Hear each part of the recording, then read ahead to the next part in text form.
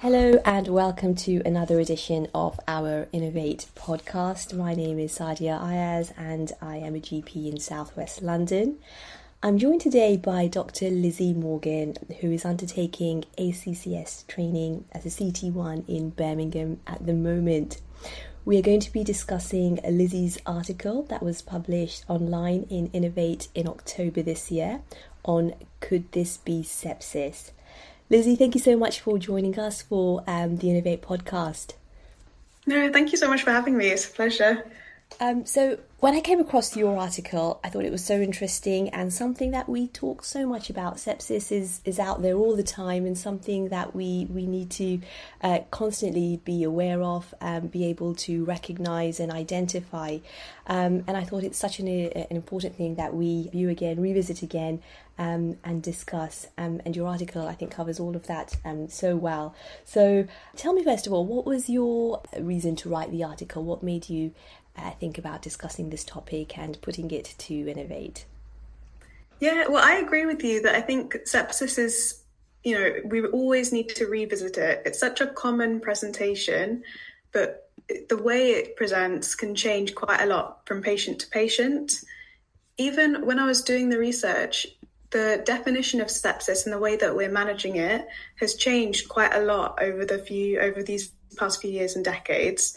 So I think it's always important to revisit it to make sure that we're up to date and we know the latest guidelines. And I think because of this is what motivated me to write the article on sepsis in particular. I think it's an easy one to feel comfortable with, but actually the advice is always changing and we need to make sure that we're on top of it. Absolutely. No, I totally agree. And just the scenario that you begin your article with is, I think, something that so many of us, trainees, doctors, whatever stage we are in our careers, come across. And I'm just going to read that through and then we'll talk through more about recognising and identifying the signs of sepsis. So you mentioned in your article about a child. So you are working in an urgent care clinic. You take a phone call from a father who is worried about his 4-year-old daughter, Jana, who has tummy pain. He tells you they already consulted another GP colleague earlier today who diagnosed an upper respiratory tract infection with mesenteric adenitis. The father has a thermometer at home and reports that Jana's temperature is now 39.6. He is worried because Jana has not recovered since her appointment earlier. Just reading this scenario, I think rings bells for all of us in terms of patients that we see, children that we see every day, and more so at the moment with higher numbers of infections. So it is obviously a very common scenario. How do we manage this child, Lizzie? What are the worrying markers that would make us think of sepsis? Yeah, so I guess there's some concerning features, but also some features that would make you a bit more at ease. The fact that they've already seen a doctor today, a colleague, makes you feel a bit more at ease. But the really high temperature is worrying. The fact that she's quite young as well, only 4 years old, makes you a bit more concerned about her. She's a vulnerable patient. So being a GP, I think, is all about balancing up the risks and the presentation, even when you don't have that many tests to rely on. Yeah. So this is over the phone, so you can't even see the patient. So you're really working with not that much information at all, which I think is why GPs have such a valuable role to play. Because of this high fever, I think this patient you should be concerned about this patient. And I would advocate for them to be referred into the emergency department. If a patient has any concerning features, which we'll talk about a bit more, always err on the side of caution and try and refer them into the emergency department to be properly reviewed. And what do you think will help build confidence in our recognition of a septic patient? I think NICE has released some really good, clear guidance on high risk criteria, and using these high risk criteria and making sure that you know the criteria that they've published, I think will help build confidence. If there's ever a point where it's not sure, it's not very clear, I would say always err on the side of caution, and that's what the Royal Colleges advocate for as well. We know that delaying treatment, and as you've mentioned also in the article, has significant impact on morbidity and mortality. How important is it, and how quickly does treatment need to be sought, and how worried does one need to be to send a patient up to A&E? Because really it's the last thing you may want to have to do if you are potentially thinking this could be something else as well. Yeah, so in the past we have spoken about putting treatment into place in 8 hours, but this has since been revised. So we now aim to put treatment into place in 1 hour, and this is called the golden hour. One study has found that patients who received appropriate antibiotics less than 1 hour after triage actually had a 14% lower mortality rate compared to those who did not. So it's very time critical when you think, okay, could this be sepsis? So always, if you think, okay, maybe this could be sepsis, it's important to try and put measures into place so the patient can receive the adequate treatment timely. I think that's really, with sepsis, that's a really important feature.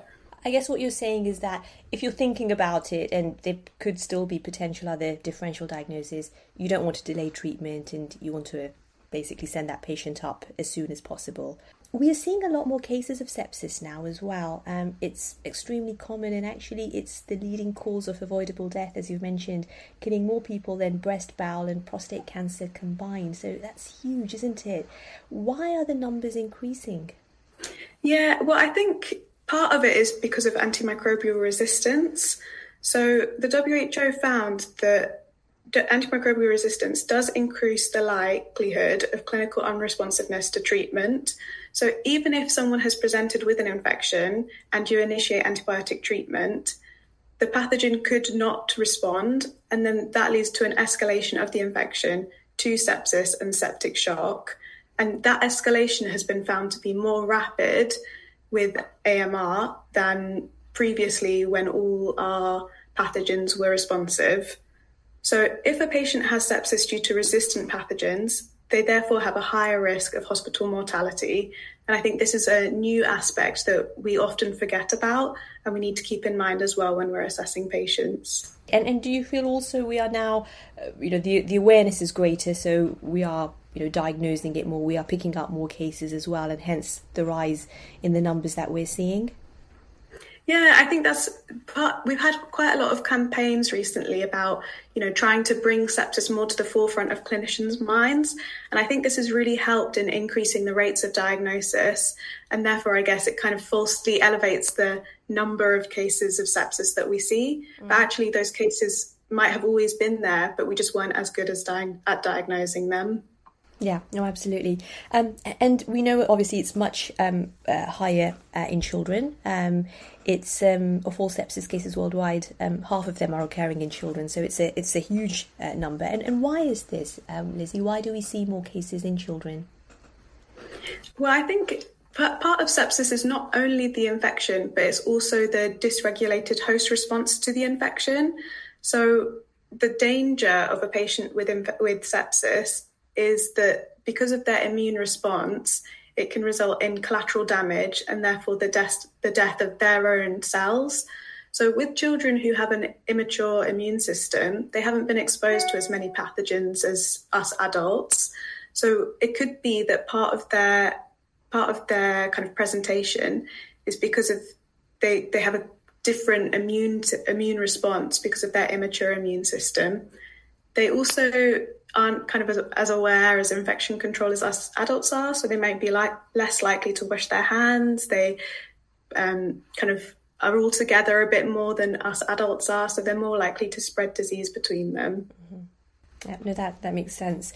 And then we talk about in the article the diagnosis, which you have touched on briefly, but I think again this is sort of the crux of it in terms of being able to recognise and diagnose when we think a patient may have sepsis.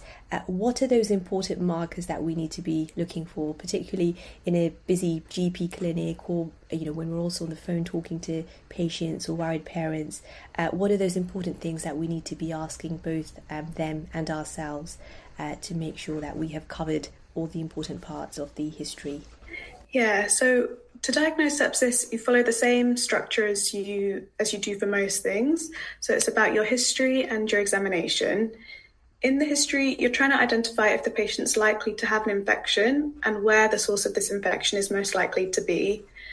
There can be quite subtle signs, such as a change in behaviour or a decreased frequency in urination. And it's really important to cover these topics, especially if the patient is advocated for by a carer or a parent, or they have a difficulty in communication. Then moving on to your examination, NICE recommends that we use the NEWS2 score, and they also have specified some specific signs and symptoms that we should look out for, which are high risk. So I'll just go through these because I think they're really important. Yeah. So if your patient has objective evidence of a new altered mental state, if they have a raised respiratory rate of 25 breaths per minute or more, or if they have a new oxygen requirement, if they have a systolic blood pressure of 90 or less, or if it's 40 below their normal, if they have a raised heart rate of more than 130 beats per minute, if they haven't passed urine in the previous 18 hours, or if they're catheterized, if they've passed less than 0.5 ml per kilogram of urine per hour. And then lastly, we look at their skin. So is it mottled or ashen? Do they have cyanosis, or do they have a non-blanching rash? So those are all the high-risk criteria that we're looking for and screening for. And important things that we must not miss in asking. And a lot of parents will sometimes talk about a behavioural change and, my child doesn't, look quite right. What, in your view, are the important things there? What sort of behavioural changes are of a real concern that could indicate early signs of sepsis? Yeah, so if a child is quieter than usual or more sleepy than usual, these are obviously very concerning features.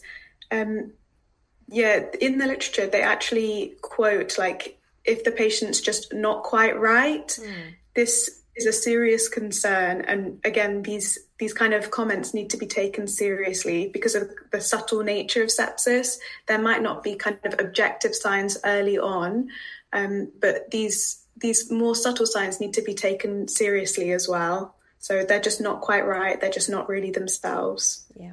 And as you mentioned right in the beginning as well, parents who are repeatedly concerned or who may have had numerous attendances with a similar complaint about the child not being right over the last couple of days, that sort of thing is also always a worry.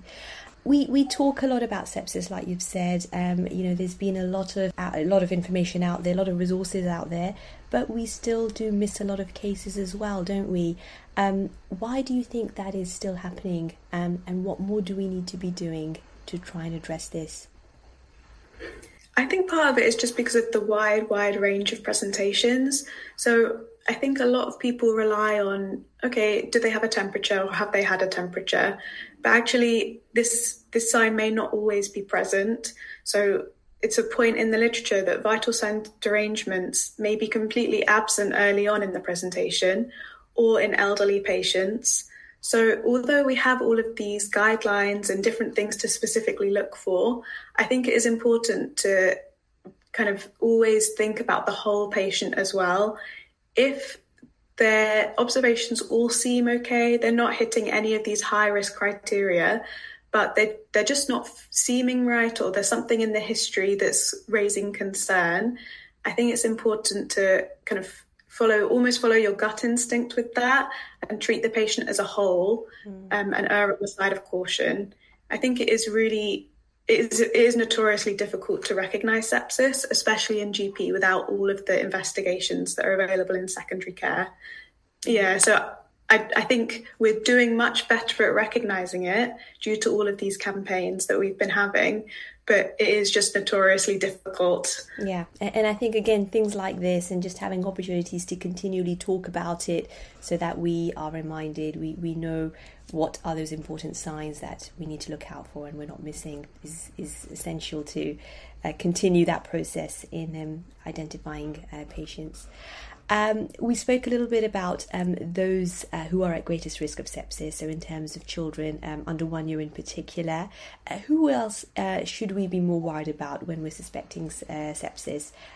Who are those individuals who might be at greater risk? Yeah, so the very young, as you said, under 1 year. Also the older people, so over 75 years. If they've had an impaired immune system, so for example, chemotherapy, diabetes, long-term steroids. If the patient's had surgery or an invasive procedure in the last 6 weeks. If they have any breach of skin integrity, so for example, if they take IV drugs or if they have any indwelling lines or catheters. And then if they're pregnant or if they've given birth, had a termination or a miscarriage in the past 6 weeks. These are all people that are at an increased risk of having sepsis, so we might consider managing them a bit more conservatively. That's really helpful. And again, you've mentioned all of those in the article as well, Lizzie, which our listeners can also read online. And we'll be sharing that link as well with the podcast. So once we are concerned about sepsis, like you said, if there isn't even the slightest concern, we should be sending these patients to hospital. Any guidance on what needs to be covered when we are referring a patient? What are the important markers that we need to be telling our secondary care colleagues about? Yeah, so if you have identified that a patient has any of these high-risk criteria, we need to transfer them to secondary care via 999 ambulance. So while we're waiting for the ambulance, we can start to think about, okay, does this patient need oxygen? Could we put a bit of oxygen on them to maintain their saturations? And then when the paramedics arrive, would it be appropriate to give a fluid bolus? These are things that we can start thinking about early on, which will just initiate treatment early. It's important that if they are being transferred to secondary care, NICE recommends that we ask the GP to phone and give a verbal handover to secondary care about the incoming patient. If you're suspecting neutropenic sepsis, it might be better for the patient to go to a specific oncology emergency department, so they're not exposed to all the pathogens that exist in the kind of usual emergency department. Or if you're suspecting meningococcal disease, remember, always give the IM benzyl penicillin before they're transferred. Lizzie, are there any useful guidelines that you can recommend that we can give to either patients or parents or family members in terms of safety netting? What are the things they should be looking out for and what they should do if they are concerned?